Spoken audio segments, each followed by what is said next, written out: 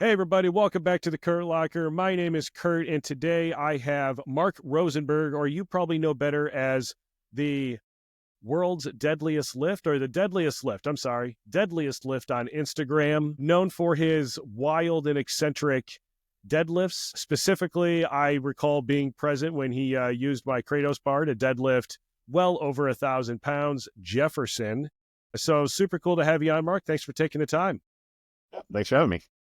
So I want to talk a little bit about, so we talked a little bit before we started. I want to get onto ego lifting. What is ego lifting? Is what you do even ego lifting? But before we get to like any of that stuff, the timing of this is just too perfect.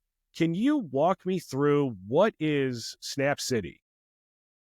All right, so Snap City is, well, you got the sign there. I guess it's the closest thing you could call to my brand, if we're going to call it anything like that. Like, several years ago, I mean, it's still kind of common, but it was just kind of like a regular, like comment meme. I heard, we were going to go to Snap City. I may have seen that, not just on my post, but just in general, the idea of being, back Snap City. Maybe it's falling out of favor, but it used to be relatively prevalent. So I decided, kind of classic take it back kind of situation. So I thought it would just be a fun sign I could hang up in my gym, and it kind of spiraled from there. It's what I call, like, for instance, my Google Drive, where I have a lot of my material. It's, I guess, the brand name for the couple of t-shirt designs I've made, and it is dedicating its name to the Snap City Open, which is the competition I hold for the last 3 years. This is the fourth year coming up, which is essentially just an online competition for these kind of odd, original, old, just unusual lifts, because I think that they deserve kind of their own competition, because there's obviously so much stuff dedicated to more traditional lifting, and these kind of things don't really have a competition until, well, now. Yeah, so if you're just listening to this, you're missing out. I actually have, are these last year's? Yep. These are last Okay, year's. so we just watched a gentleman bench press the 135 pounds, which honestly looked like bigger than 135, but he did it with one arm while juggling two balls with another hand. So that was third place. Second place, we got a gentleman hitting his head against the wall, getting amped up, ready to roll. Is this Juggle Boy 3? No, that was the last guy. This is,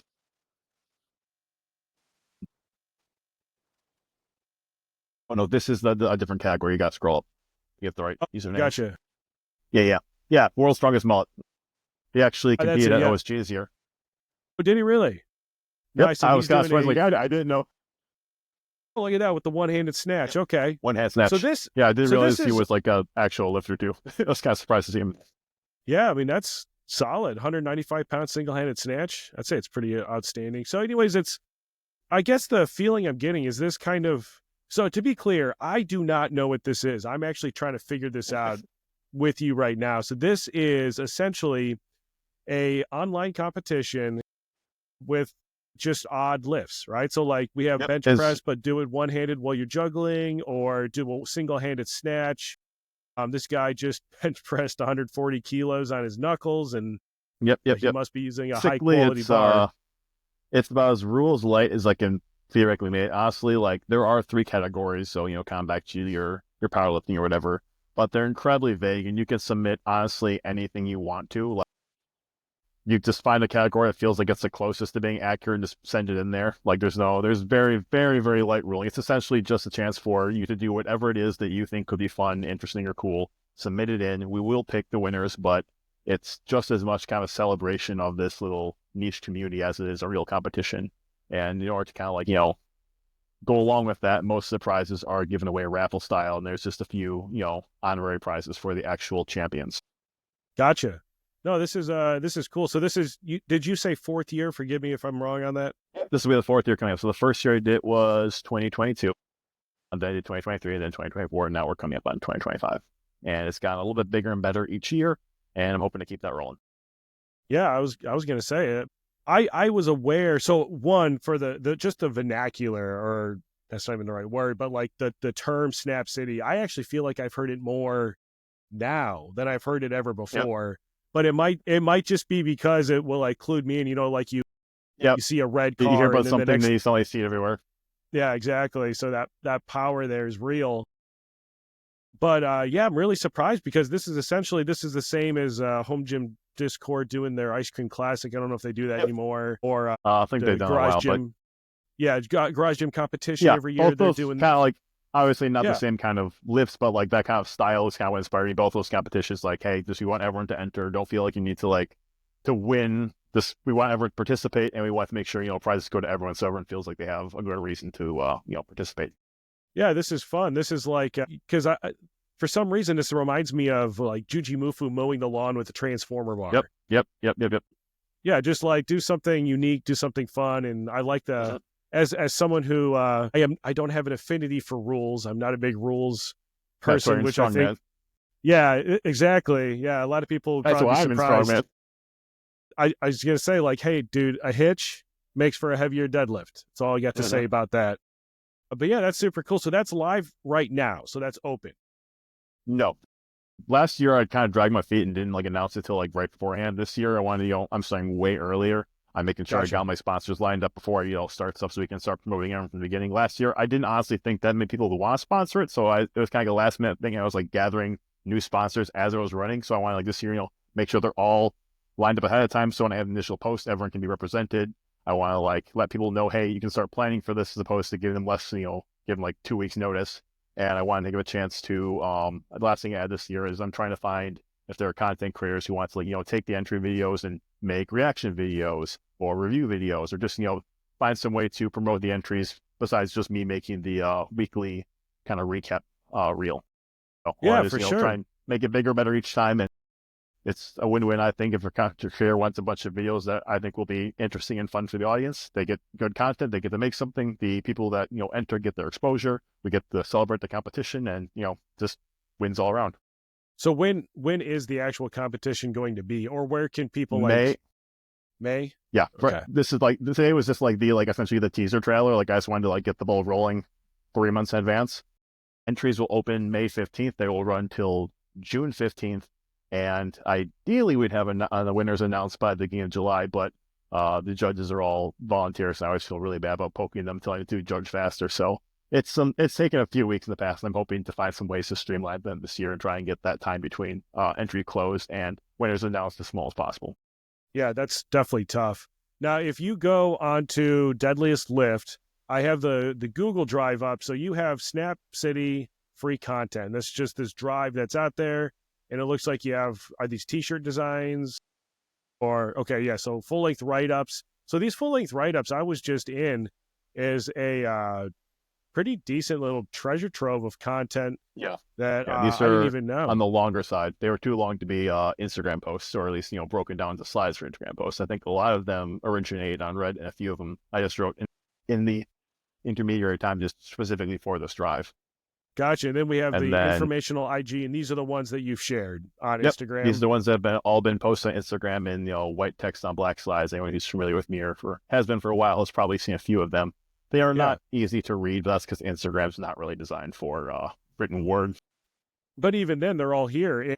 Yep. If Yep. I'm, again, being just fully honest, just getting ready for having you on this, it's when I discovered this is I went to your Instagram, I went to your link tree, and from there found the Google Drive, and it's all Mhm. right here. What You other went much gems are further in than most here? people do.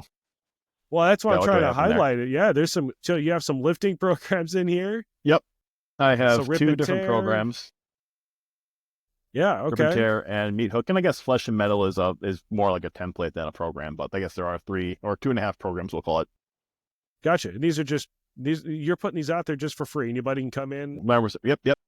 A Rip and Tear and Meat Hook are both also available on the Boost Camp app again as a free to use program. I didn't want to that's why all the articles are free, all the programs are free. The closest thing I have to coaching, which is my Strength Restraints program, is also free. It's essentially just if someone wants like a direct consultation, they don't want to just feel like they're freeloading, they can send me a DM. We'll go over whatever the question is, and all I ask is that they make a donation of whatever size they feel comfortable with to ideally an animal shelter, but if they have an charity they feel strongly about, that's fine too. It's not really important where it is as long as they, it goes somewhere.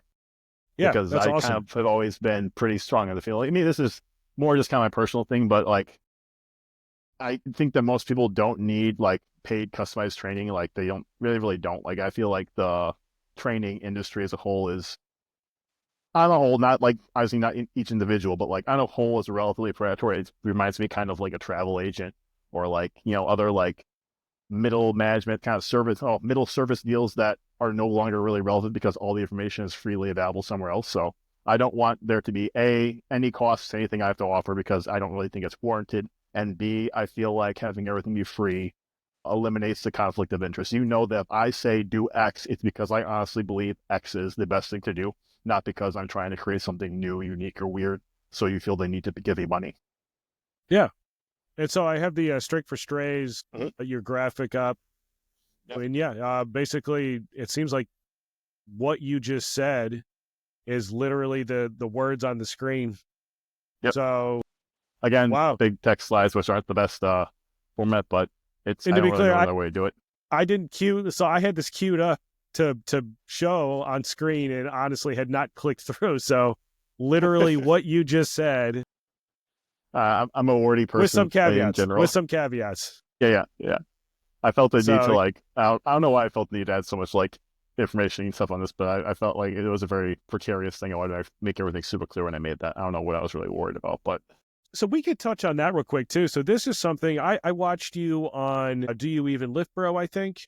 mhm. You were Yep, on that that was the last podcast. one I did. Man, so I met you at Home Gym Con. I'd seen you Mhm, online before that. mhm.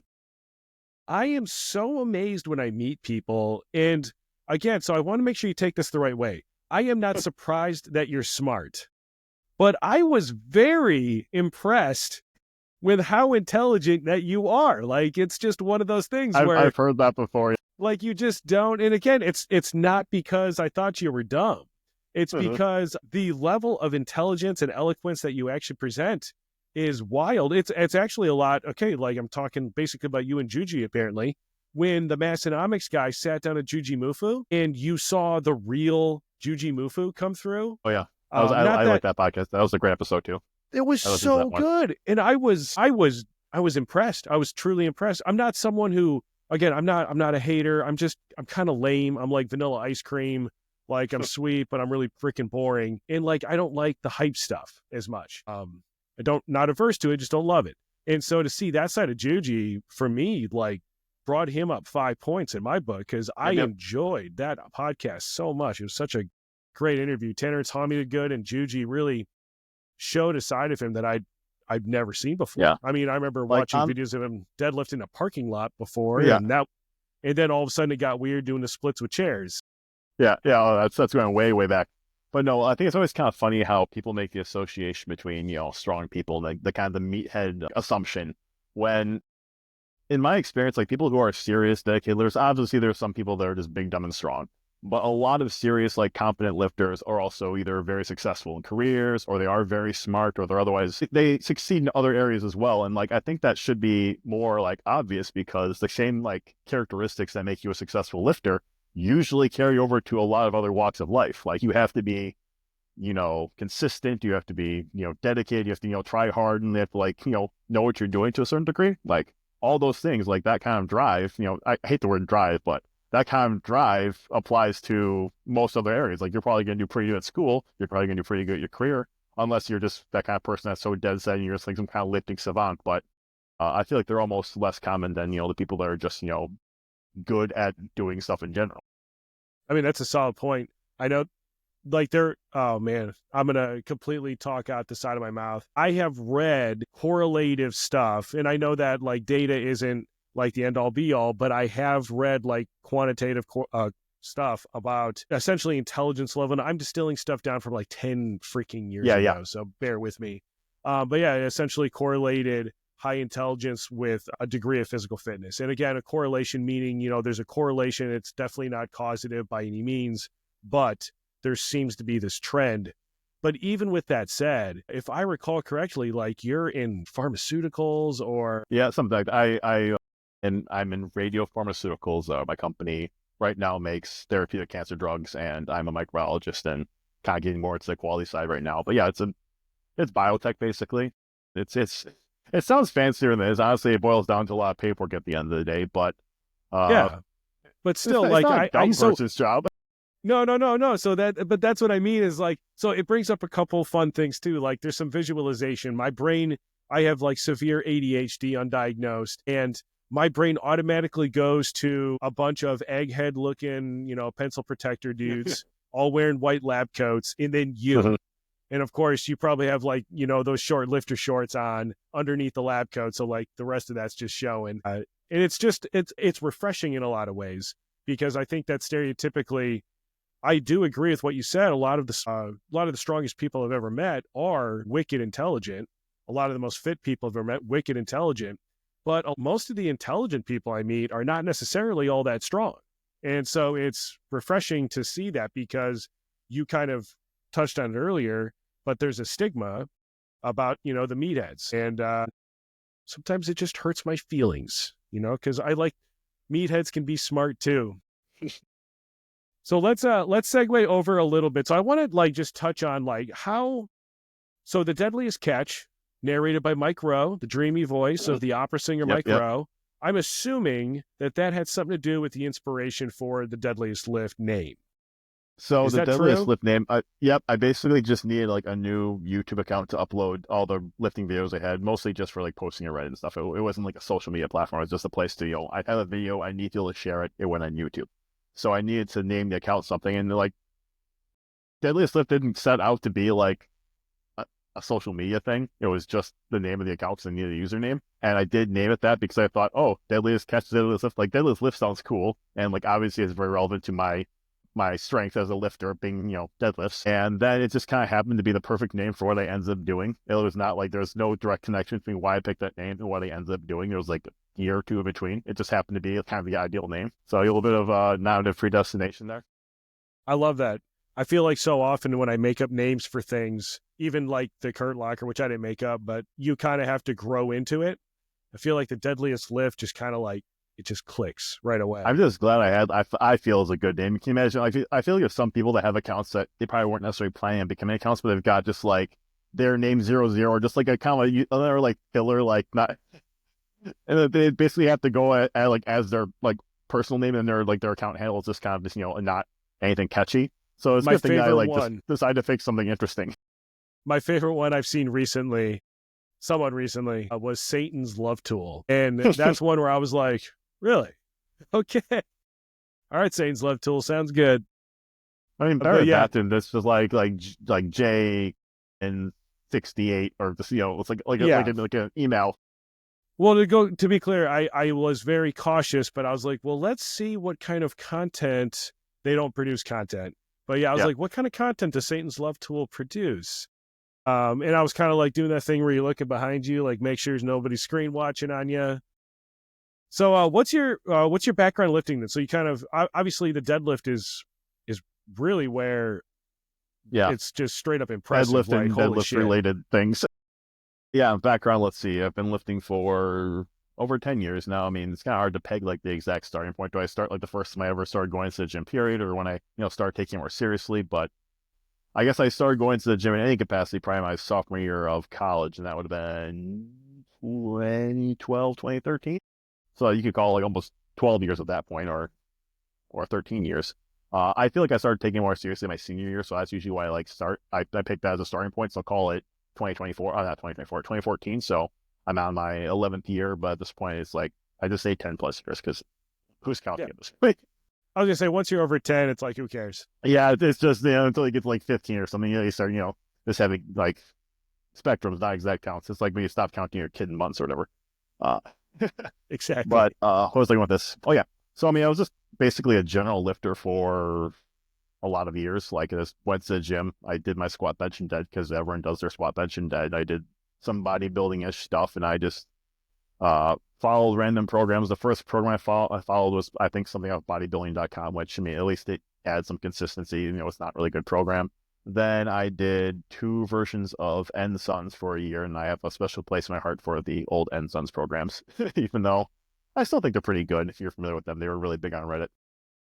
Then I had a year where I figured I was ready to do my own thing, and I was not ready to do my own thing. So I basically took some ideas from 531 and some ideas from Ensons and made one really shitty program that had way too many days, way too much volume, way too much of everything. and I just burnt myself out and didn't get anywhere. And then I realized I was not ready to do my own programming, and I did a couple more years of various programs and got some other, lifting disciplines in my experience pool. And then I went back to kind of doing my own thing, and it's worked pretty good since then. I started doing specifically Strongman 2 years ago, mostly just because it was the only sport that I found even remotely tolerable.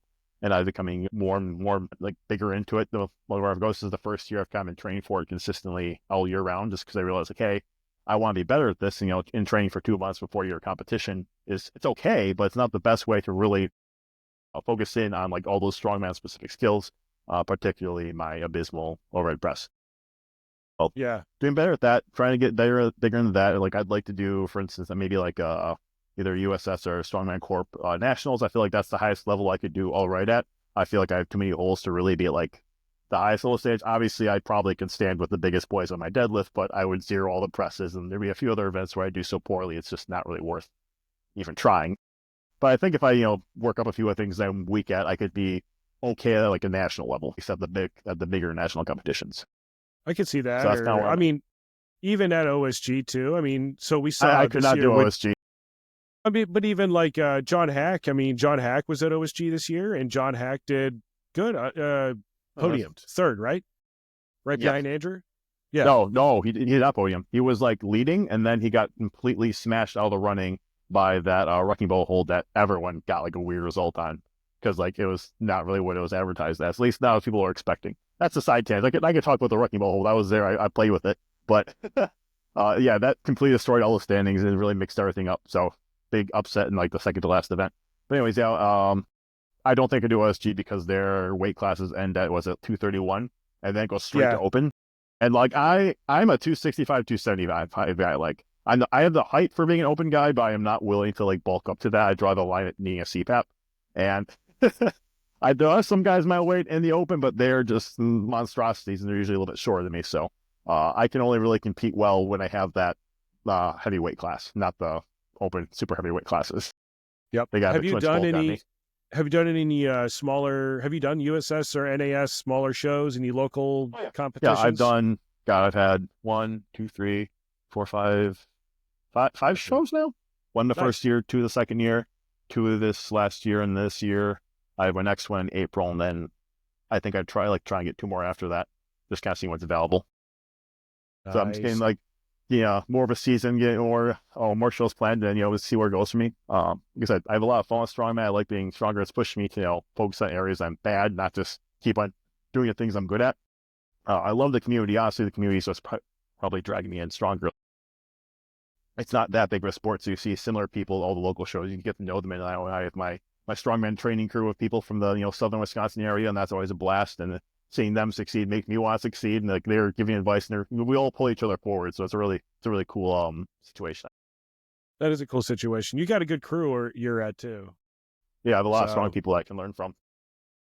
that's true. Sometimes that's basically what you need, especially that pool of Oh, yeah. people, that crowd. I had that when I was in Mhm. Texas. I don't really have that here in Ohio yet. I guess Just gotta build I'm it. in a position now where I got to build it. Yeah. So, trying to get it built. I did have somebody out at the gym the other day that was pretty strong and pretty cool, but he's a power lifter. So we got to convert You him. can pull him over. You got to convert him. Yeah. I was like, hey, you want a deadlift? He's like, yeah. And I was like, you want a deadlift on the Kratos bar? And he's like, Do you want to use strap? yeah, right. Yeah. You want to pull and the grip isn't your limiting factor. So let's segue a little bit off of competition stuff, although it will be fun. Oh, real quick before we do that though, are you going to home gym con this year? Yeah, absolutely. Yeah. All right. Okay, cool. Awesome. It's going to be cool to see you there again. Last year saw you leaving, you, Andrew, and who's your Josh third? Sklowski. Yeah, Josh. Yeah, Josh. You guys, didn't you rent a U-Haul after that? Yeah, you guys like rented a U-Haul there, so you guys did it right. We had his Silverado or F-250 or whatever Josh's big truck was, and then we got a U-Haul and we filled up with all my plates and then Josh's. I remember the and Mayhem because you got the Mayhem plates too. I got a lot of plates. I brought home like a ton of plates, like a literal. Did you get ATX plates too? I got all of the calibrated ATX plates they had. I got all the.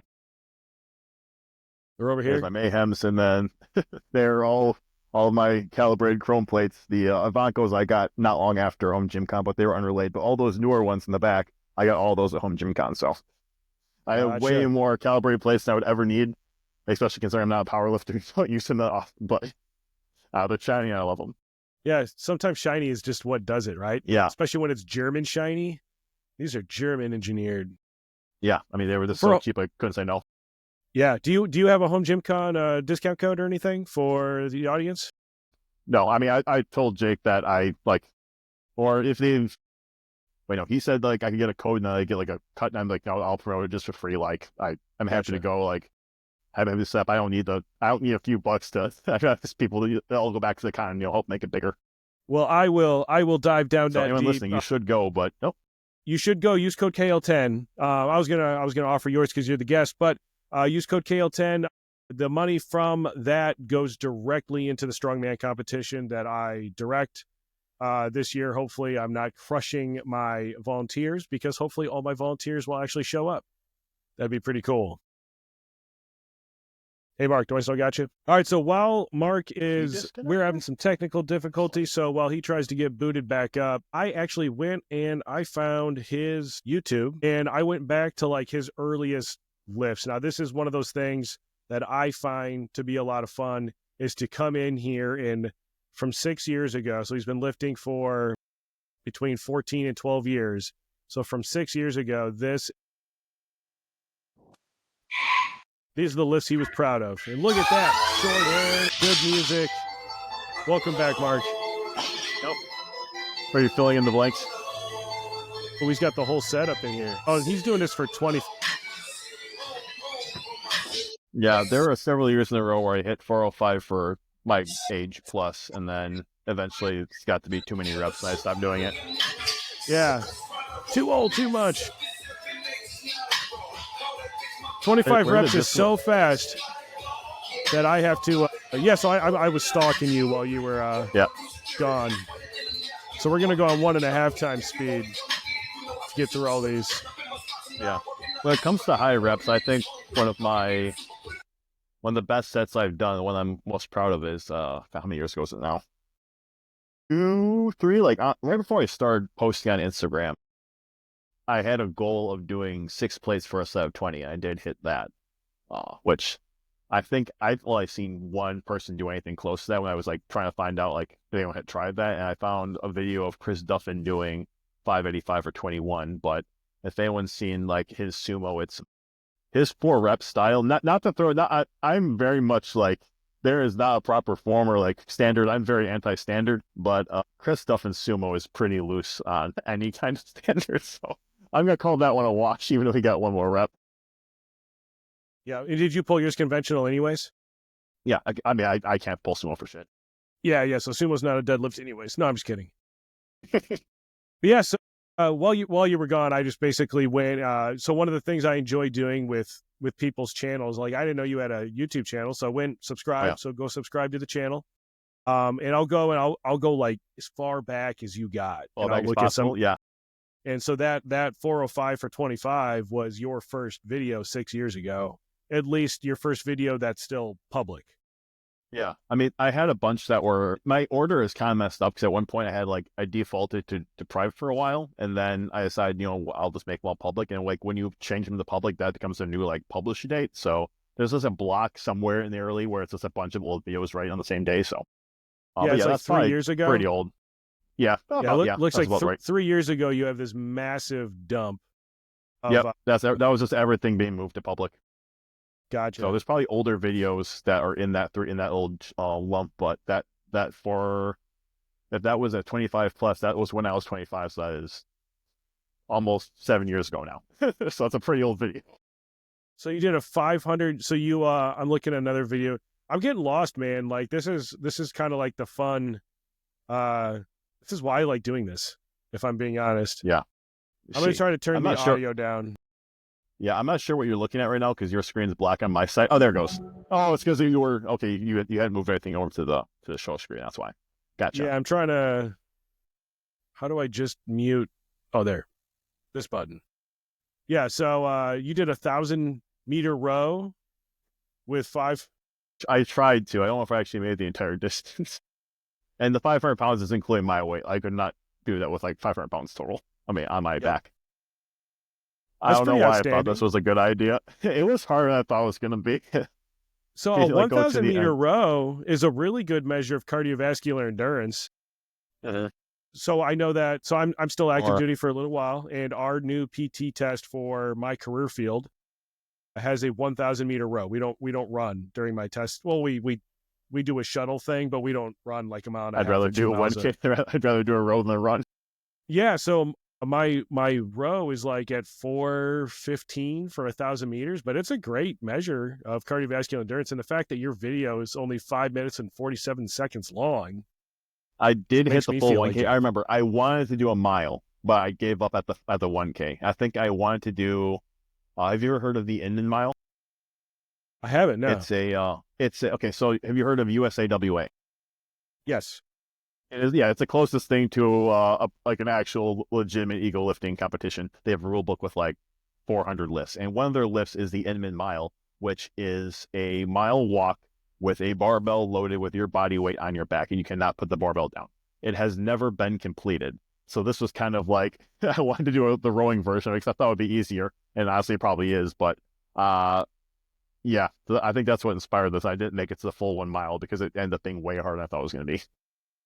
So that would Yeah, have I been bet. my body weight on my back. I probably weighed about 250 plus 250 in the bar equals 500 total.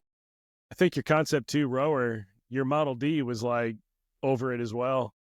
Oh, Concept 2 is made so strong. I probably could hold way more than that. Those things are You're tanks. Even if I probably right. broke it, I knew they'd like fix it. Concept 2 Have you is, ever they're the have you gold ever seen standard for the a reason. videos? Have you ever seen the videos of Brian Shaw doing the 100? Is it 100 meters as fast as he Oh, yeah. can? Yep. I've seen that. And I think I'm like a fraction of a second below him, but like that fraction of a second is a big when you're at that low of a distance. Yeah. Yeah, super cool. This is a perfect segue though. So, again, so Home Gym Con, use coupon code KL10, all that money. I'm not pocketing that stuff. It goes straight back into the competition because I have to buy some of that stuff. Some of the stuff I already have. Some of the stuff is from sponsorships this year. Thank God. And the rest of it is literally covering like hotel rooms for the volunteers and for my judges. And this year I'm trying not to forget to buy food. Andrew, I'm sorry, man. I just feel bad. Those guys busted their butt last year. And in our defense, none of us ate. So, ego lifting, culture, risks. Ego lifting is great. What's your definition of ego lifting? And we kind of had a little sidebar before we began, just for context. And like, is ego lifting even what you do? So, like, what you said that there's two parts of ego lifting. Let's break them down. All right, I'll start getting into that, but you still have it on like the blank screen. You're not on your camera right now, just for your FYI. Oh, gotcha. Yeah. Yeah, So I'll, I I'll feel start like working on that. You go ahead. yeah. There is the traditional ego lifting. I feel like how it usually gets used by the majority of people, kind of general population, is it's just any time that someone is lifting outside their means. And what outside their means to each person can vary pretty drastically. But I feel like that's the pretty standard. It's someone who's trying to lift something they cannot lift, and then they're ostensibly at risk of injury because of that. The other kind of side of ego lifting, which is a little more niche and is the part of my little internet subculture, is essentially just all the kind of the weird performative lifting that I do. That term was coined by Mikey Maybe Me, who you might be familiar with as either the skateboard lifter guy or more recently the badminton guy. He decided that he was tired of being told he was ego lifting his videos, so he was going to say, yep, you know what, I am an ego lifter, but ego lifting is just doing cool shit. And he held the ego lifting world championships back in 2021. I think now, and that was actually what got me started on Instagram. Someone just basically sent me a link to his competition and said, "Hey, this is kind of what you do. You should enter." And I'm like, "Oh, that sounds neat." And I figured I would just post some videos and then go back to not using Instagram. But I ended up winning, and a lot of people seemed to like it, so I just kind of kept on doing stuff. And here we are now, almost 4 years later, or 3 years later, about. But anyways, yeah. So that's like the other definition of ego lifting, and I think both are kind of silly. Obviously, like I think most people use ego lifting as a pejorative, and they have a very like fragile concept of what the human body can or cannot do. So you see anyone who like starts struggling on a lift, start grinding a lift out. Lots of people be, oh, that's ego lifting. you see people use anything other than textbook form. Oh, that's ego lifting. And I wouldn't use either definition. I think like obviously saying, oh, you're just ego lifting. It's like, no, that's just being silly. All lifting is ego lifting. There's like no reason to fucking do ego besides, showing off. Lifting is Yeah, for ultimately sure. about showing off in some capacity. Like the bare minimum to like do whatever it is you need to do, even if you have a super physical, job or hobby or some need. No, lifting is just strictly for fun and for showing off and doing all that. And it's been that way for thousands of years, ever since Krug decided he was going to show that he could lift a bigger rock than Thug. It's always Heck been yeah. ego lifting. All lifting is ego lifting. And then the other side is like, I haven't heard it get used that name as much. It was kind of big for a while after Mike had that competition, but I don't know. Like I get what I was trying to do. It was the same kind of thing I was doing with Snap City, but it just never really stuck for me. So I'll throw it out there sometimes, but I don't like call myself an ego lifter, at least not anymore. And I still am How would looking you? at this black on your screen. So, Yeah. So I'm just guessing what you're from looking like. from the technical side, it looks like we should be fine. So if you're still seeing black, I still see you. I still see me. Okay. So we're gonna So I'll have to imagine. I'll talk to a black screen. Yeah, just talk to a black screen. I mean, it's basically if I'm vanilla ice cream, talking to a black screen is at least a change of pace. So yeah, hopefully the video's going through. We're having like a sidebar on technicalities. I'm in Riverside FM, and it looks like it should be okay. And if it's not, We'll I find out. apologize to the listener. Yeah, we'll find out. We're doing it live though. We don't care. Apologize to the viewer, not the listener. The listener is getting the same experience. Yeah, the listener. Yeah, the viewer is like, Rob, especially if they're just staring at one of our faces the whole time. Yeah, they're just I'll staring make at my sure face all the time. I'll share my screen as much as I can. Yeah. So if instead of calling it ego lifting, is there a different name that we should be using? Like, I mean, like I'm just a lifter, man. just a lifter man? We're all just lifters, man. I'm just the lifter guy. I just pick things up like that, like everyone else. I mean, I don't really think there's a need to like categorize or label or anything. It's all just lifting, man. There's some subcategories of lifting, but it's all just lifting. It's just picking things up. I'm gonna get my partner here, known as AI. We're gonna discuss this real quick on like what is a good name for ego lifting that describes badass lifting done by strong people with weird skills. You know what? I was gonna say we're gonna share the screen while we're doing this too, because Gotcha. Let me see if I can look at. Yeah. And then I'm gonna see if I can hide my sidebar here so you guys can't see. Yeah, there we go. See what it has to say. All right. Chaos. Adman, Freak Show, Outlaw. Outlaw's kind of cool, I guess. Maybe. Outlaw lifting. Yeah, outlaw lifting. I mean, it kind of makes it. I feel like outlaw lifting is what you do when you're in prison, though. Primal Power, Savage Sets, Juggernaut. You'd get sued if you did that one. Rage Reps, Brute Force Training. So Brute Force Training is interesting because that sandbag company just went out of business in Wreck House. So it's open. Yeah, I was gonna say, seems wide open here. Man, I think you might have the win just at Snap City, if I'm being honest. Yeah, I mean, yeah, I feel like putting a label on, like trying to categorize it, like one that's kind of inherently at odds with the whole idea of it just being a free form. And two, it seems to me like if you want to try to name it, it's like you're trying to like market or sell. Like here, I've got the secret to true strength, and it's doing all this really strange bullshit. And you have to, watch me and pay me and, to learn my training secrets. Because subscribe. Because like the secret is like, the basics work for 95% of people and they're totally free and they're not complicated, but you can't market the basics. So you have to, create something else, which goes back to what I was saying earlier about not wanting to in any way profit off of training advice. There are some people, though, I will say there are some people that unless they pay for it, they won't do it. And they may not be the lifters that we would, typically be around. But I mean, that is a thing. Some people just have a hard time committing if they don't have any. Some people in the game. They're not really paying for a personal trainer; they're paying for an accountability buddy. I mean, that's fine if that's what it takes to get them out there. And sure, fine, whatever. Or if they're paying because they're like, I don't want to take 15 minutes to like understand some basics, and I might be trivializing it. Like I acknowledge that with my 10+ years of experience, lots of things seem incredibly obvious to me that are probably not incredibly obvious to someone who's like completely new to something. So I have to try and remind myself that some days, but like. your entry level personal trainer helping some middle aged or some grandma or something. Yeah, sure, fine, whatever. But like these people, like, oh, you want me a serious lifter? I've got this crazy unique training plan. Blah blah blah blah blah. It's like, no, come on, no. Yep. Like Just maybe out of okay, curiosity though, with the ego. So to be clear as well, like I agree with you on like 99% of the population. There's free programs out there. You could run basically whatever you want.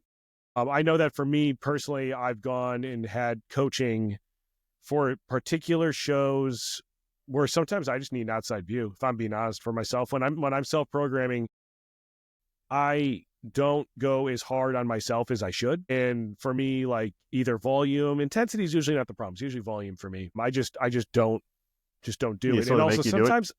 sometimes I also just like somebody to tell me what to do. Like the last guy I paid for coaching was Andrew Haynes, and I just kind of like it when Andrew tells me what to do. Like sometimes it's easy when I just open up the freaking app and it's like do Yeah, this crap, and then Andrew, I think you can trust Andrew. Yeah, Andrew's got the yeah, pedigree to well, the pedigree, the resume. There we go. Maybe he has the pedigree. I don't know what his strength history is like. he's a Maybe pretty strong his dude. ancestors are also really strong too. He might have, yeah. Haynes, gosh, I don't even know what that is. He kind of looks Sicilian sometimes. I don't know. So have you ever when it comes to like lifting, so like some of the I'm going to say odd lifting. Yeah. Have you ever had like a bad experience? Like you do something and you're like, oh, bad idea. So like what comes to mind for me when I think about your past, I don't remember when this took place. So again, apologies, but I remember a video that made me kind of like look at my phone, but then also like kind of look away was when you were bench pressing with a camber bar with the plates like loaded, but the camber bar is essentially upside down. Yep. And Yep. it was one of those where I was like,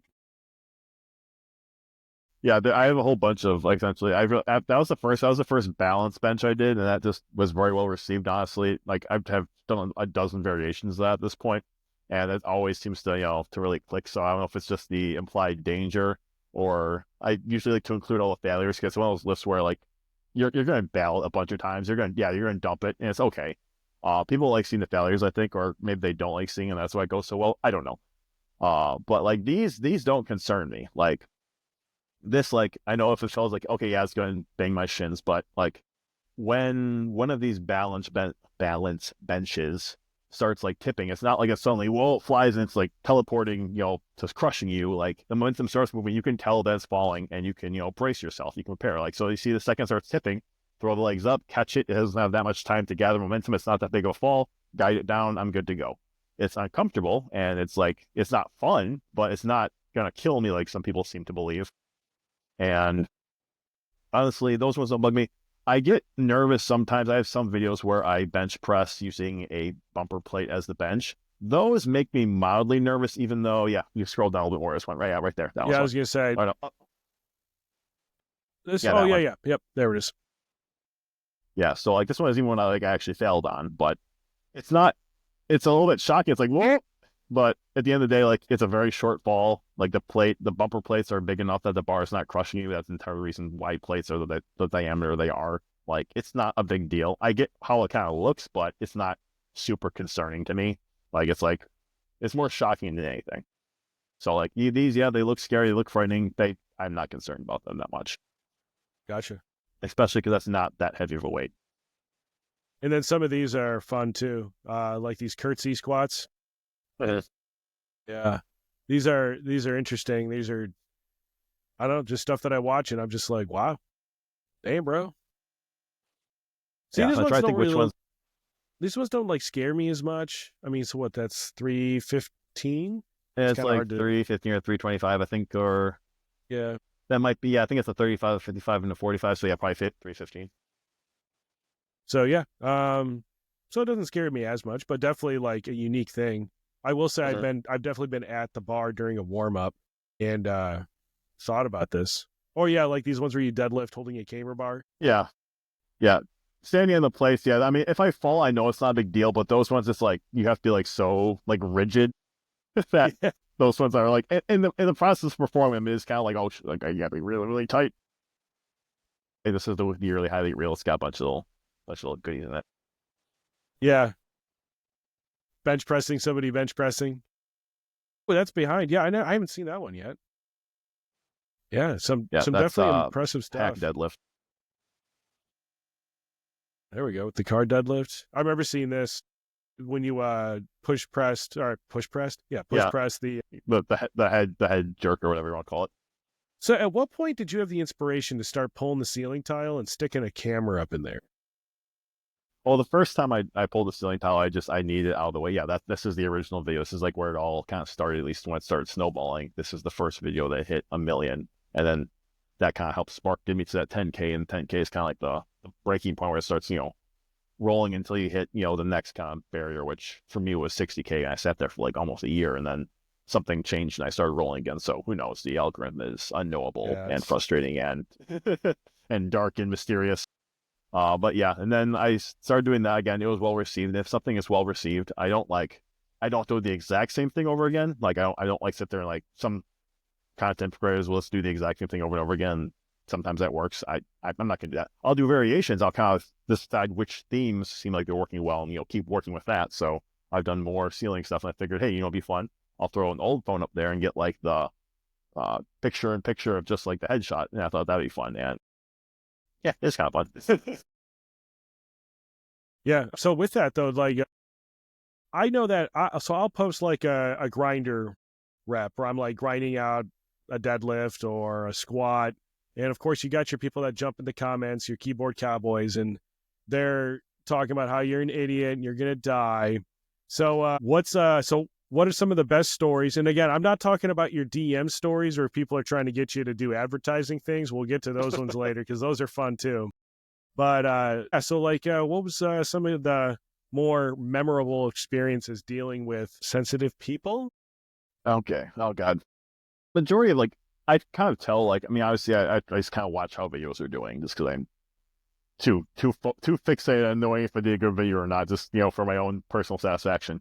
But I could tell you when a video is like doing well just by like the kind of comments that come in, because when a video stays like at my number of followers or below and is mostly essentially circulating within my following, like the comments are usually all supportive. But when it takes off and just starts going to big numbers and starts just going to the general population, the comments take a giant downturn in their quality, and it's just a bunch of people that are upset about what I was doing. So I could look at the comments on any given video and be like, okay, this one's doing well because I've got a bunch of hate comments, and most of them are just kind of they're just throwaways. Like if I'm bored, I'll engage with them just to keep the conversation going and get more engagement.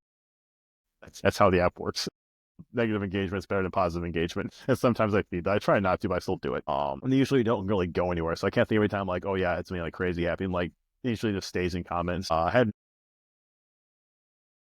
had one guy who still sporadically just like opens the DM and like replies to the thing and just like he just keeps like opening like every like 3 months he just DMs me and tells me I'm gay. I'm like, this is the best. This is the best thing for your time. Hey man, I was thinking about you. Just want you to know. There's a guy that commented, and then he sent me a DM. He's like, fly to Oakland and fight me. I'm like, what? So I remember that one. No, yeah. I swear, yeah. So that was one of the ones I recall because you will occasionally post. So normally they're lighthearted and funny because like I get requests from like companies that sell just yoga like pants spam and stuff. And yeah. Sometimes most of the online time marketers. I just let it go. But sometimes it is fun to just kind of like mess with them. And you've posted a few memorable ones, or by memorable, I just mean I remember that they were funny. I don't recall the specifics, but those are just as fun too. But yeah, the fly to Oakland so that you can fight me. I remember it was. I think it was Oakland. I don't remember, but it was like fly across here and just go fight him. Like, look, you want to fly to me? I'm not gonna fly to fight you. So yeah, that was ridiculous. And then, God, I think the one that's most memorable. I have to remember the details. There was I've gathered since after this fact that this guy is infamous in the online lifting, anyways. But this was 2 years ago. I was in an Alan Thrall post, and I think his post was essentially something about how like, hey, we don't really need strict standards if you're just in the gym lifting. Like you don't need to adhere to competition standards if you're not in competition. Different people, different needs, different goals, whatever. And it's basically kind of like my kind of opinion. And some guy is supposed to say like, no, if you don't do it right, you're not. It's like you have to use the strictest standards, or else you're just goofing around. And like, what if you're just not competing? Like, totally reasonable. Like, what I thought was a very reasonable like response to that kind of narrow-minded thing. And then it just kind of devolved into a really shitty argument, like really quickly, mostly due to his responses. And I was just like, okay, that's normal. And that's kind of went out of my life. But then some people sent me some DMs of his stories, and God, what's this guy's name? It's like Wolf Strength or something. Does that ring a bell? It doesn't, but it's about to. Anyways, yeah. Anyways, he sent me his stories. It's essentially just like he had screenshotted like our conversation, and then he like just like look at this guy's like fucking like the exact wording that I remember from this story was that he looked at my last name. He's like, Rosenberg, and he's like, doesn't think we need standards. He's like typical, what was it, Mudic, slimy Talmudic doublespeak. And I'm just like, wait, what? And then he's posted several more stories that were just like literal Nazi stuff. And then like I'm like, hey, like, huh, that's neat. So I think he posted a story like, hey, 'cause he was a powerlifting coach, apparently like a mediumly large one. I was posted like, hey, like basically like powerlifting, clean up your shop. This is literally a self-professed like Nazi basically, and you're letting him coach you. And then like he posted more stories like the Peppy Frog meme face, like, oh yeah, every time I get people mad and they call me a Nazi, like it gets me more exposure and I get more clients. I'm like, I don't think you got clients from that, but good luck for you. And then his account got banned, and then he came back, and then I think he's been banned like 3 times since I've like been following him, just because he keeps posting literal hate speech stuff. Yeah, I did find Wolf. Yeah, I did find Wolf Strength, but I don't think that's him because I was just creeping on him a little bit. Yeah, it was something like that. Maybe this guy's a lifter. Yeah, well, Wolf Strength. Like I said, I have to look at the exact account. Obviously, it's been several accounts now because he keeps getting banned for being a shithead. Yeah. So I don't want to call like some random account that isn't actually this guy. It's like ever going, hey, you're a Nazi. Like, I'd have to look at the old accounts. But I heard from like multiple like people DM'd like, hey, yeah, we know this guy. Like, we don't want him. And the part that was funniest to me was I got 2 DMs, separate people. One was like, yeah, like I'm part of like the white nationalist movement, and this guy's an asshole. And we don't want him. And like second guy's like, yeah, I self-identify as a Nazi, but we don't like this guy. He's just a complete asshole. Like this guy was such an obnoxious jerk that literal Nazis did not want to claim him. But I was just like, fuck you, but B, that's actually really funny. You need to introduce him to the guy that lives in Oakland. Be like, hey, I got a guy in Oakland. You got to fly over and fight. Just call your guy in Oakland. Be like, hey, dude, you just need to change your name to a more Jewish sounding name, and it's gonna be great. This guy will fight you. Yeah. So I think that's the most memorable like conversation I've had from a hater, quote unquote. I don't have many friends, I guess. I use ChatGPT to generate like comments from hate comments. Yeah. And I like it because it takes almost no effort. I literally copy and paste it, and then I get to like entertain myself by like, make it meaner or make it sillier or whatever. Because like you said, engagement is engagement.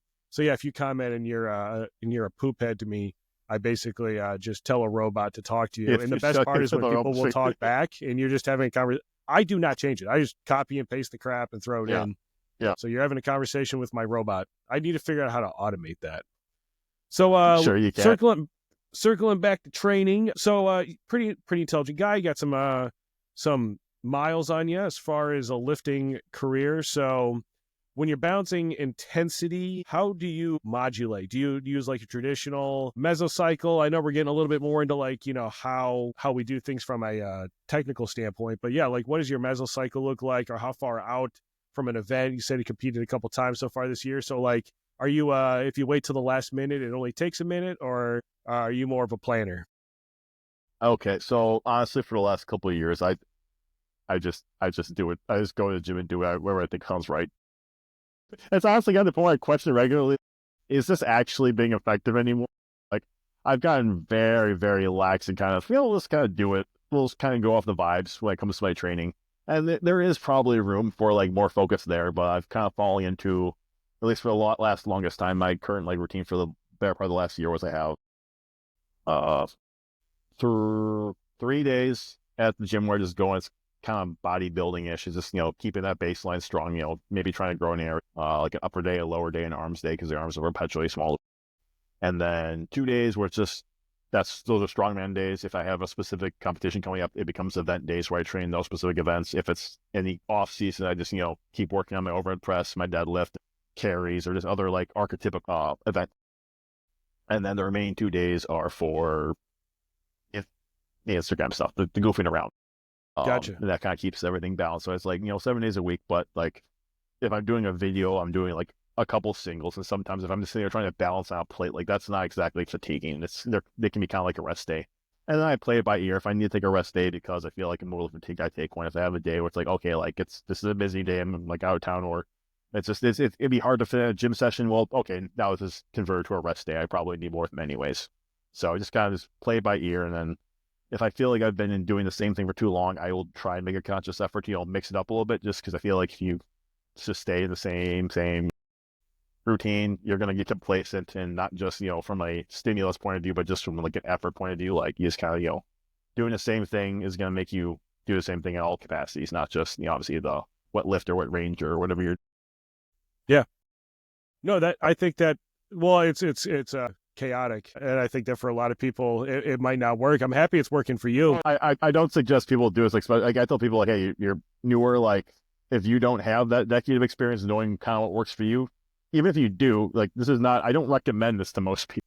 I recommend they have more of a plan so they can, have that guarantee that something is going in the right direction. And if you're still like beginner, intermediate, or even like early advanced, whatever you want to call it, like doing proven programs will probably give you good results, and it'll also introduce you to new ideas, and you can kind of realize, oh, this type of training works for me, or like this little training technique works for me, and you can, start accumulating your list of this is what works well for me, this is what does not, and then when you want to do your next thing, you can like start drawing from your list of things that work. Yeah. So from that standpoint, what do you think about, so I've recently started using velocity-based training tracker. So I came across one. It's a solid tool. I reviewed it on the channel.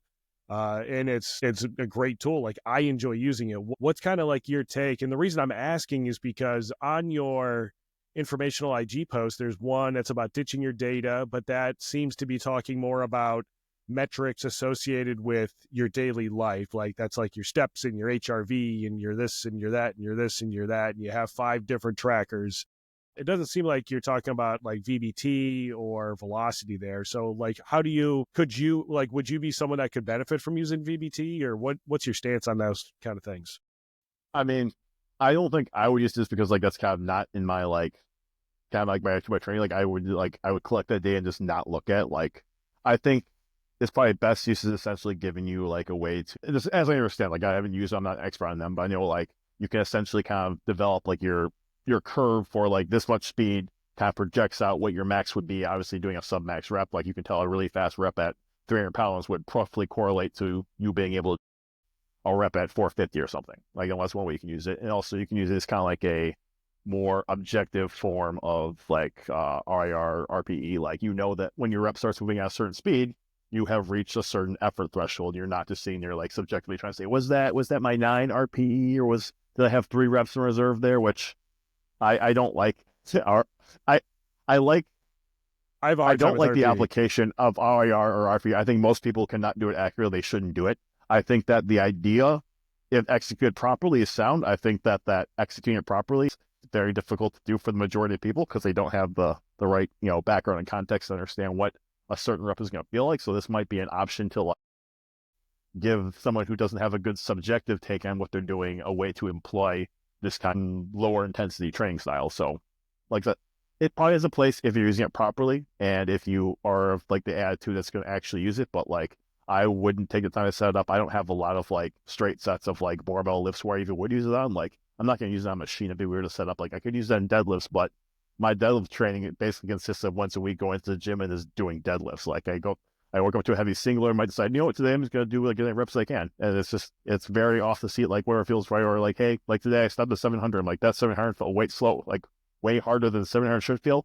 I should probably just, not grind myself down as, this is an easy week now. So that's kind of approach I take. Yeah, sure, you could like apply a velocity number to that and like make the decision, but I'm comfortable just kind of saying, hey, it feels like this, I'm just going to do it. It seems like you've been really successful at that too. So, I mean, there's no reason to change. Yeah, I mean, you're for you said 260? what's your comfortable body weight? I said in like 270 plus or minus something like so. I mean, 270? I'd compete at 275 or 265 depending on the Gotcha. federation. So yeah, at 275, 265, and I'd argue that you're pretty damn strong, dude. Like, I mean, you got Then, your, at least on the deadlift. On the deadlift, you're pulling like elite level numbers. And I totally get what you mean with the other stuff too. And it's also hard to take a compliment sometimes. So we're just gonna force it down your throat. But with that, with the way that you kind of modulate, you definitely like using more of like an internal mechanism. You kind of understand how you feel. And for the record, on the RIR and RP, wow, jeez, RPE, that's it. Wow, went full more on there for a second. So when it comes to RP and RIR, I struggle with the same stuff. Like, unless it's within 1 or 2 reps on RIR, like I'm pretty good at calling a 9.5 and a 9 RPE. But like, if you tell me to do RPE 7, I'm like, yeah, yeah, like, and that's where it starts to fall apart. Like that's why I think it starts getting kind of silly. Like I think most people could do like real max and then like a little bit sub max, and anything past that, like you're, yeah, just that's why all my programs where I'm having like essentially a variable uh amount. What's what I'm looking for. When I have stuff that essentially accounts for user fatigue or like has variability, like it adapts to what they're able to do on a given day. It's always in the form of AMRAPs, not in the form of RIRs or RPEs. Like if I want a set that's going to be hard, but like not too hard, I call it an AMRAP. And I use those, just a little sprinkling of those, and that's the little bit of, adaptation to however they're feeling that day. If they're feeling good, they'll get a few more reps. If they're feeling bad, they'll get a few less reps.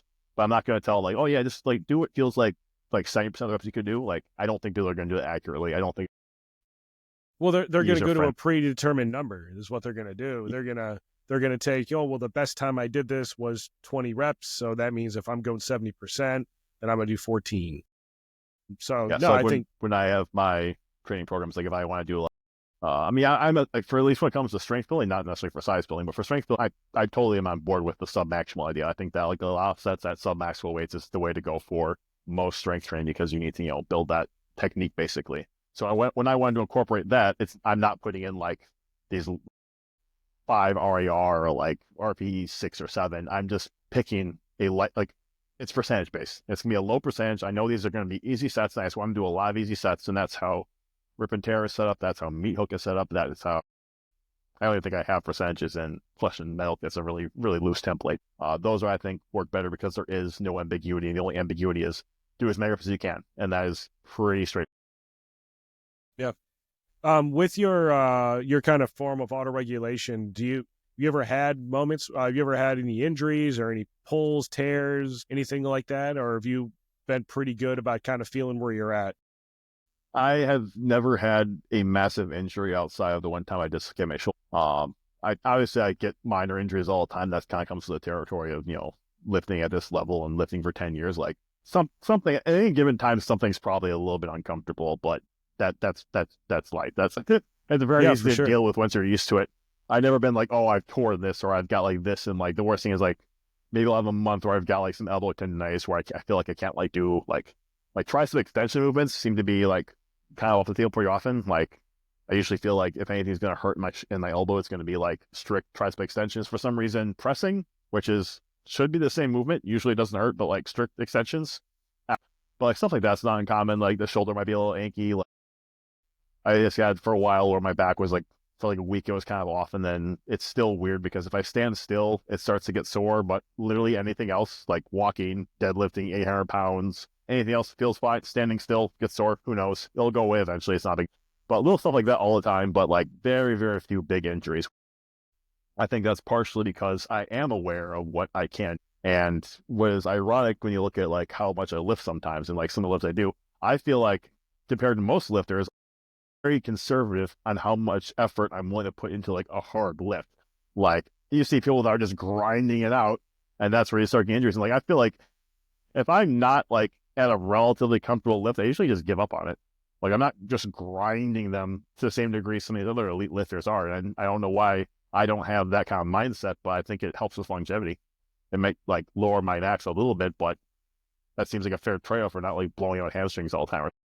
I wonder if you actually just have like some sort of genetic defect with like your Golgi tendon organs and like you're actually just not experiencing the level of pain you're supposed to.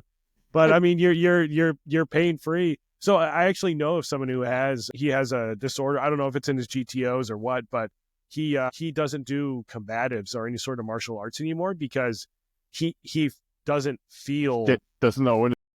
Yeah, he doesn't know when to tap, and so he'll have like his shoulder pulled out of its socket and tear a tendon because he's like, oh no, like my arm is gone. It doesn't And he hurt doesn't. until it's slowly enough. Yeah, exactly. It doesn't hurt until it's by your freaking ear. So, and even then, it's kind of funny because he's like a big dumb gorilla. He's like one of my favorite people. If he listens to this, he knows I'm talking about him. So with do you guys do you do any prehab, rehab? Do you do anything? Are you So like, here's the thing. I'm not like, I actually, I got a massage gun from a company and they were like, we want a video. And my video was like, yeah, I don't really use these that often. This one's neat. It heats up. I 3D printed a mold so that you can put it in the ab mat holder do. And I'm going to be honest, like, it's been sitting down here the whole time since I made the video. I just don't use these things very often. So how about you? Anything that you use? I feel like I should. It's on the list of things like, oh, I should like more extensive warm-ups. I should do mobility work more often. It's like all those things that like, they're probably good and then you just don't do. I will some kind the loosest definition of rehab specific work when I have an injury. And usually what rehab boils down to is I just go to the gym, I figure out what does and does not hurt, and I just do what doesn't hurt. And that approach has never failed me yet. Hey, motion is motion. Yeah, pretty much. Yeah. I mean, occasionally be like, okay, like this stretch seems to feel good. I'll do that stretch as part of the warm up, get the blood flowing, get things a little bit looser. And I feel like that helps facilitate more pain-free movement. But I couldn't name like prehab or rehab specific movements. Like I don't know whether like the dead bugs or shoulder dislocations or McGill 3 or 5 or however many movements he had when he was in between cracking up pig cadavers. Or that's not my expertise. Yeah, I do use the shoulder rock a lot. And I've still used that to this day. But I'm also like, I had a very significant shoulder tear, not from lifting, from just my job.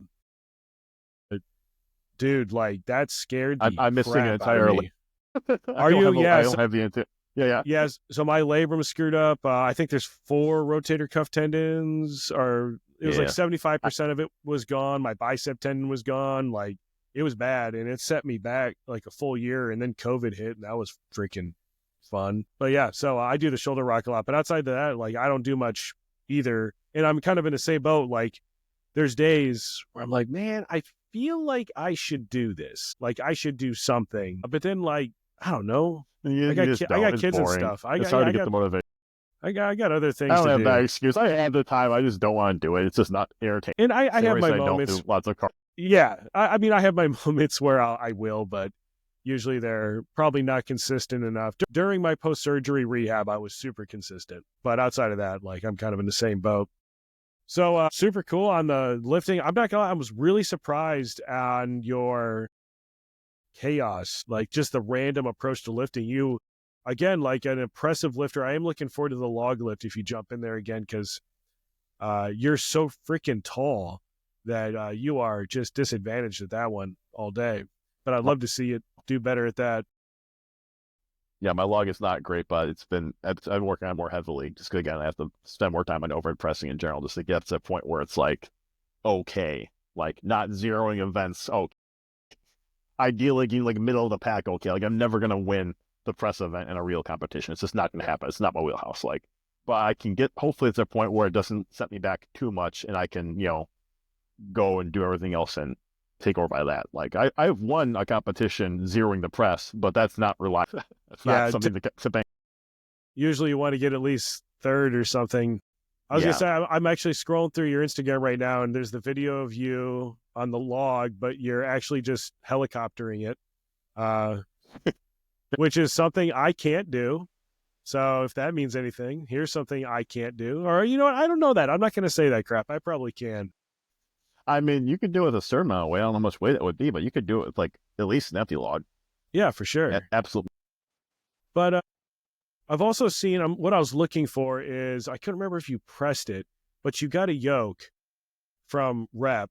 And my favorite part about you using the yoke is one of my daughters was So I'll be honest, I don't scroll very often. I'm on a computer right now on Instagram, which is where I do most of my stuff on Instagram. My Instagram time is limited to under 30 minutes per day, period. On Probably my can phone, call. at least. Yeah, and it's just for me. That's just what I do. There we go. Yep. So the random stuff that you were doing on the yoke. So my daughter was there, and this was up, like this video of you. I don't know if it was this one or you like carried it upside down or something. Yeah, I Is this? had they sent me like I just basically wanted the yoke, but they sent that carry attachment also. Yeah. I mean, it's solidly built also. It's a Swiss Army knife approach, and it's kind of inferior to like all the dedicated implements. I have all the dedicated implements, so I wouldn't like use it. But yeah, that's the one. I was trying to figure out something to do, so I realized like, okay, like I could lift the yoke kind of horizontally using that carry attachment, like kind of like a camber bar, and then just Yeah. lock it. I don't know. My favorite part about these videos. You go ahead. I know I was gonna say what I kind of like what the rep yoke is that is kind of modular like this. Like you can attach those weight hooks technically anywhere because it's all 3x3 and it's got the holes on all the parts. So, like I was able to put the weight hook somewhere you should never actually put the weight hooks, which is on the back there.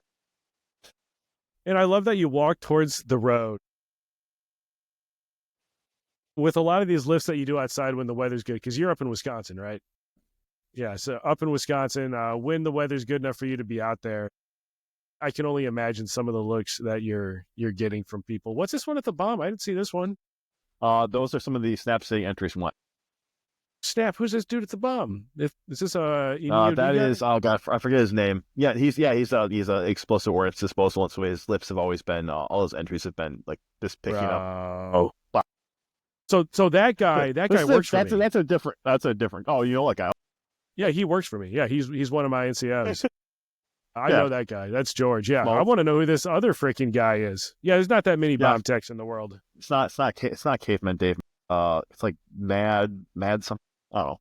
It might be in the. I might have him tagged in the post. If I'll. Yeah, that's why I'm looking. Yeah, but that was a pretty cool looking one.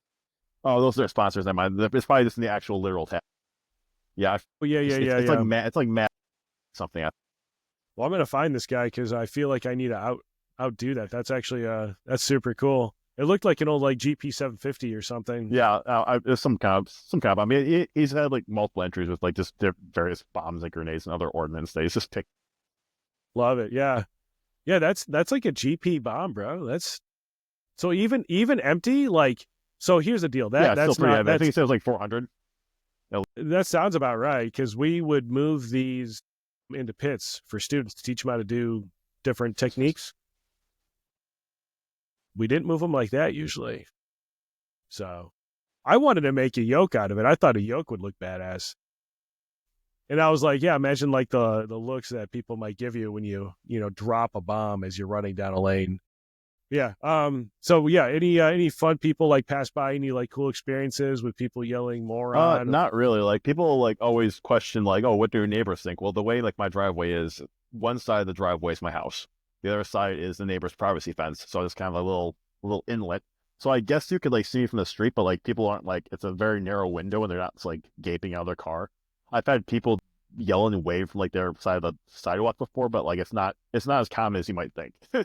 Dude, I bet you it is. I bet you there's like a group of people out there. It's the select few, and they have like dinner stories about this weird ape man that they saw walking around with like weird weights in his driveway.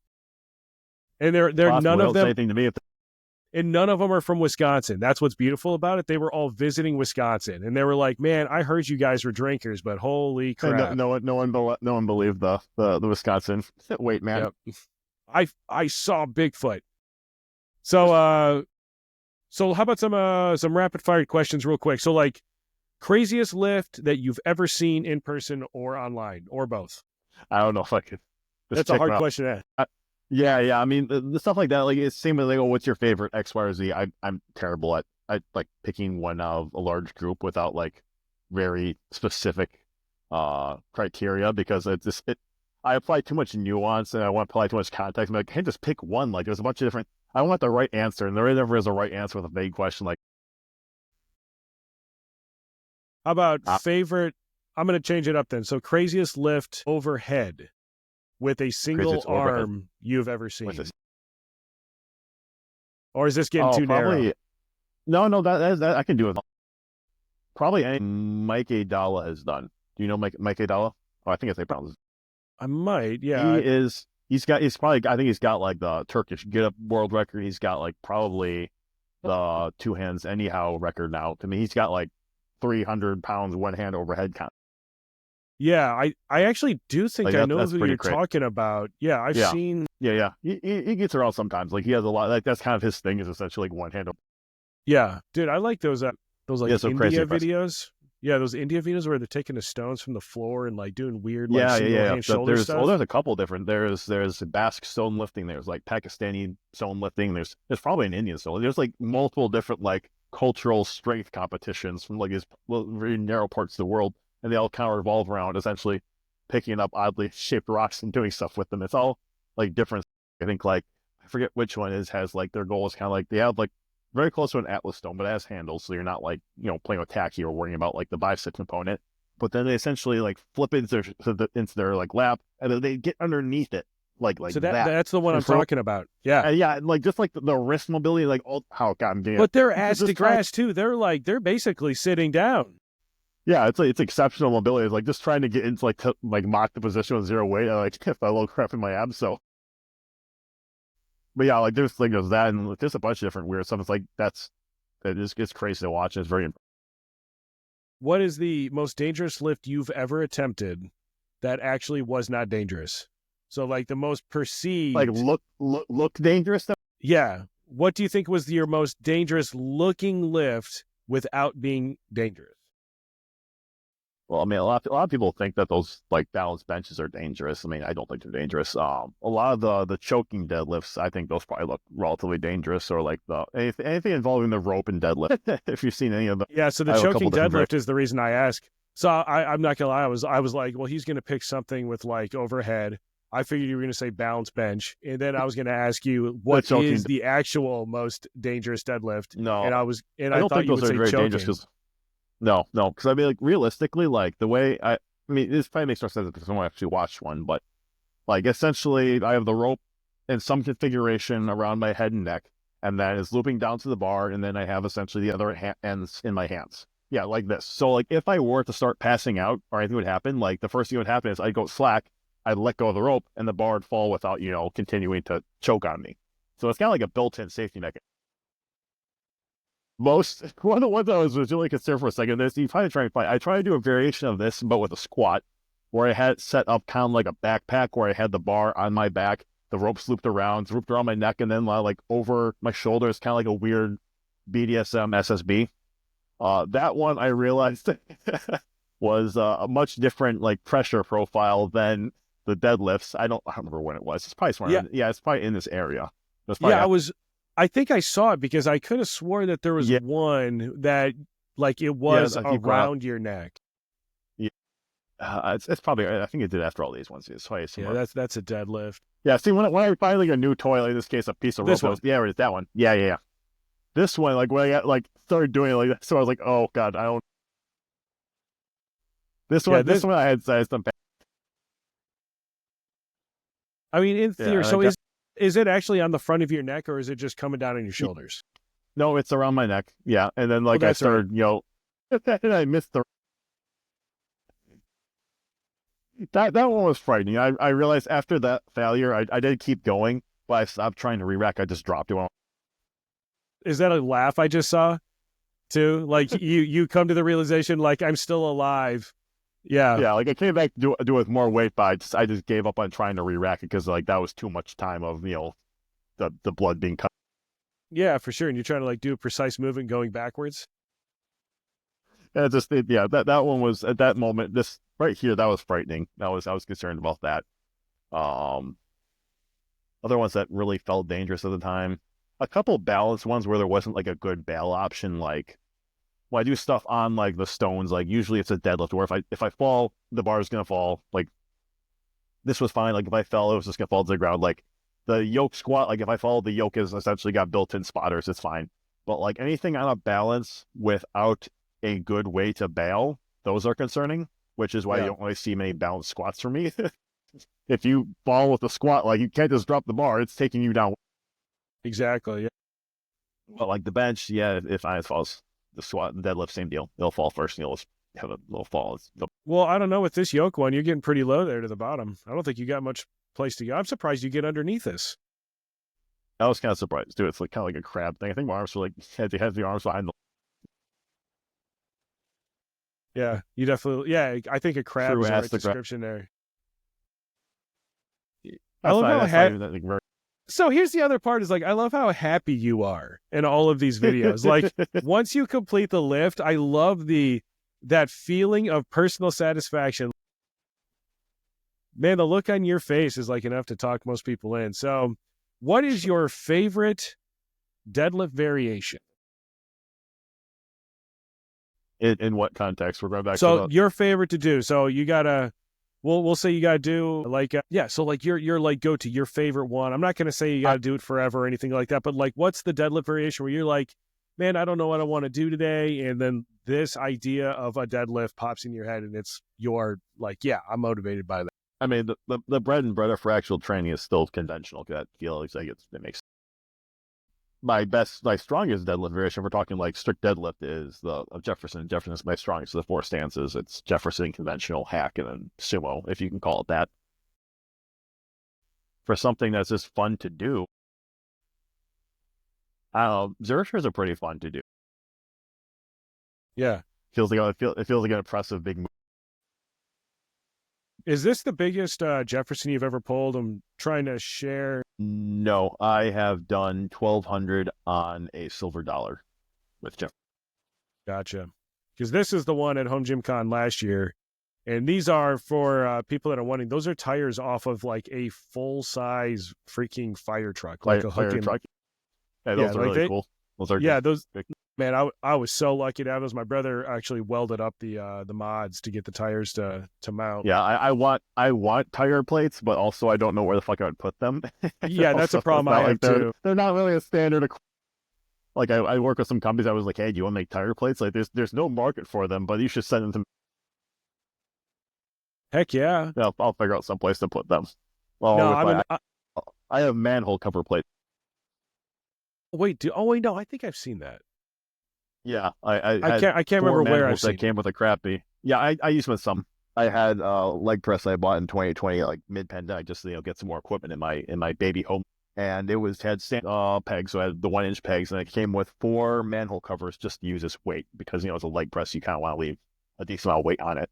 So I used it like that for a while. Eventually, I got rid of the leg press, and I wanted to use the manhole covers on Olympic bars, so I spent 4 hours with my plug-in corded drill and some shitty circle saw bits, just trying to drill out these 1-inch holes into 2-inch holes, and it took a long time because I did not have the proper equipment. But eventually, I managed to drill through, and they were relatively smooth, sand them down. So now I have these 400-pound, pretty skinny plates that are about like 22 inches. So they're like really baby wagon. Yeah, that's a good height. 11 inches. That's a good height. I'll go with that. Oh wait, higher than regular. This big 1,005-pound Jefferson, that's not the one you were just talking about, is it? Like the one that's pinned at the top of your page? No, that's just my heaviest deadlift ever.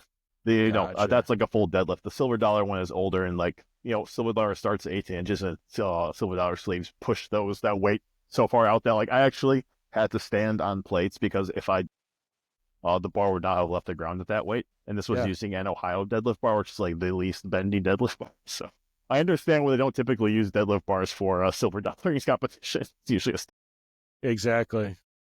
So when it comes to deadlifting, you're obviously pro straps, right? Figure eights. Have you ever been a figure 8 guy or figure eights tying yourself? I exclusively use figure eights. I don't know how to use the regular ones. That's why I got first, and like a year into lifting, I thought I was going to try straps, and I just could never figure out traditional lifting straps, so I stopped using them. I was stuck with mixed grip until eventually I'm like, okay, I want to go back to not having grip be a limiting factor. And then that's when I learned about figure eights. I'm like, well, I can't fuck this up, so I've exclusively used figure eights.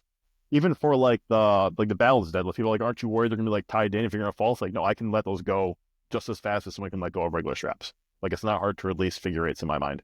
You just let go and it's gonna still come off. I have seen a few people. Unless like an axle, you can lock yourself into an axle if you get really small ones. Mine are pretty big, so I can release it very. But even then, just get the right size, right? Yep. So, and also when you're in the gym, Are you a music person or are you a psycho like me? I listen to like podcasts. It depends. Like I had got into the habit. Well, I mean, I can like do like big lifts in silence because I used to have in my early days of posting videos, I had the lights off. I had my blaring like strobe lights just because it was fun in the basement, and I'd like have music blaring. But that turned out to make a really shitty video. So I started lifting the lights on, for better lighting quality, and I started, doing my big lifts in silence and then dubbing music over so it'd be higher quality. So that kind of got me used to essentially doing big lifts in silence. And if I'm at like the gym where it's gonna be loud regardless, I will sometimes like just, still listen to music for like a big deadlift or something. But I can do silence. As for like any given day, like a regular work, sometimes I'm in the mood with music. Sometimes I realize I started music and I paused it for something and I never put it back on. And I just kind of stopped paying attention. Sometimes I'll do like audiobooks if I'm just like enjoying the book I'm listening to. It's like I don't want to like I just want to keep listening to this. Sometimes I'll do that gym session. So it's kind of varies from day. Yeah, I get that. If you had to pick a song though, like you got a big lift, like is there a song that you'd pick as like your go-to? And is it Backstreet Boys or NSYNC? I for a long time I had like just a couple of like go-tos for PRs, and I kept playing it. But what I realized is when you have a go-to, it starts to lose potency due to like habituation. So now I try not to have like go-tos. I just pick something that I know is going to work pretty well and just go with that. Because if I overplay something, it's like it becomes like not useful anymore. Like kind of what did I have for like a lot in the early days? I had a couple songs by like Excision. If you're familiar with them, they're like a really heavy kind of EDM band. I think I had like Psychosocial by Slipknot. For some reason, it always felt like a good way to use that. Dude, yeah. No, I'm that one. Like I think that my iTunes play count for Yeah, either that or Psychosocial was like off. it was either the original or maybe it was a cover. I can't remember, but it's something similar like that. And then yeah, a couple like that, and then it's like Rose, like, oh, if I like keep using it too often, like it stopped doing the same thing. So now I try spread it out, take a little tolerance breaks from any given. Yeah. No, I get that. That's actually a solid point too.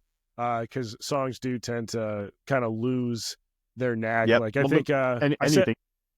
I said You like get a too much exposure to PR anything. to Hollywood Undead, Hear Me Now. Like I remember I set a deadlift PR and I didn't pick that song. Like it was just on, but it felt right. And it was like it was my first Sometimes I'll PB. PR to like not PR songs. Like sometimes I like it's like old 2000s female pop songs. Like sometimes Heck it's a yeah, little bit different. dude. Like almost like it's almost the irony seems to get me. Bro, yeah, like here's the deal. I was joking about NSYNC Backstreet Boys, but seriously, I get down to with some early 2000s, Britney bitch and whatever. I'm not afraid of it. Yeah, I just kind of think see what feels right. yeah. Sometimes it pops on. And you're like Spotify. What were you thinking? And then like 30 seconds later, you're like, this is the greatest thing ever. You got it. You got it, Spotify. I was a doubter, but not. Yep. So cool. So I mean I'm kind of out of topics. I can say that this has truly been a fun conversation. I think this is actually the most fun I've had on one of these. You have such an interesting That's one way to. yeah, no, but it's fascinating and it's cool to get your take on it too, because perception is not reality. Things are not as dangerous as people think. And I think that some people also, they see someone as strong as you doing odd lifts.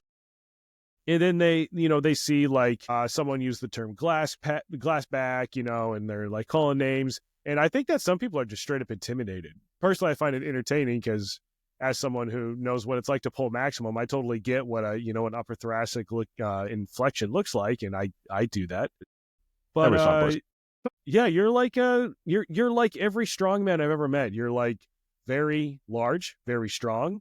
You have a beard, so yeah, and but you're also like wicked smart and super nice. And I mean the Strength for Strays thing. You're doing things for the community. The Snap City Open, which again, like go check out. We're talking May timeframe here, so you can get your Snap City entries and then go meet Mark over at Home Gym Con and get some pictures done. Out of curiosity, though, has anybody ever asked you if you're down to do like a strange or odd lift at Home Gym Con besides like a max deadlift? Like the deadlift party is something we do there.